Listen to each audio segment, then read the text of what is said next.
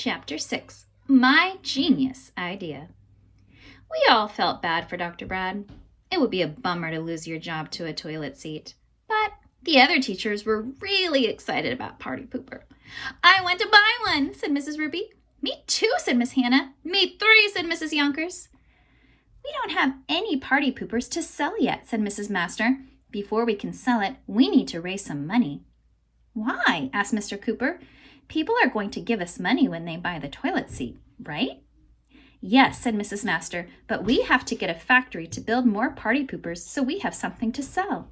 That costs money. You have to spend money to make money, and it costs a lot to create a new product. Toilet seats don't grow on trees, you know."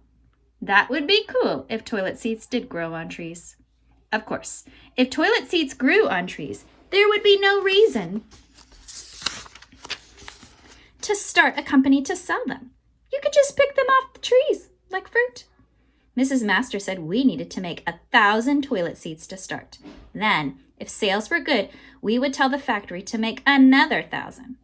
1,000 toilet seats? That would cost a lot of money. We all went through our pockets to see how much money we had. Ryan had $1. Emily had 2 quarters. I had 35 cents and some gummy bears. We didn't have nearly enough money to build 1,000 toilet seats. That's when I got another genius idea.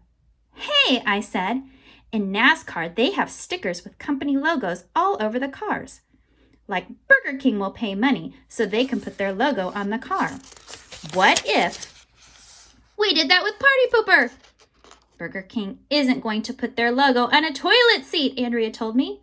That's it. I was sick of Andrea saying mean things to me. "Your face looks like a toilet seat," I shouted at her. "Oh, snap," said Ryan. "Here's what we need to do," said Mrs. Master.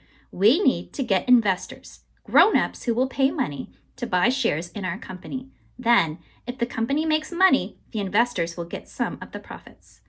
"Party Pooper can't miss," Mr. Cooper said as he reached into his pocket. "I want to invest my life savings in the company. I'll chip in $1,000.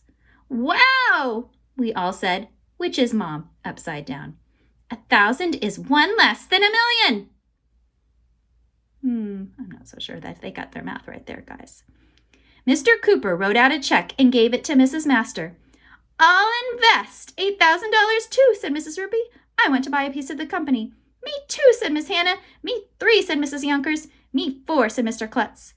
All the teachers started writing checks and taking money out of their wallets to give to Mrs. Master. They were practically throwing checks and bills at her. I had never seen so much money in my life. "This is fantastic," Mrs. Master said as she counted the money. "I'll contact some factories this afternoon. Then they can start making Party Poopers right away." "Of course, the children will still own most of the shares in the company," said Mrs. Master. After all, Party Pooper was their idea. "Yeah," we all shouted. Everybody was excited about our new company. All the teachers were shaking hands and hugging each other. Mrs. Yonker said she would set up a website so people could order Party Pooper over the internet. Miss Hannah said she would make some artwork to use in newspapers and magazines and online. This thing was really happening. We were going to make bazillions. And the whole thing was my idea.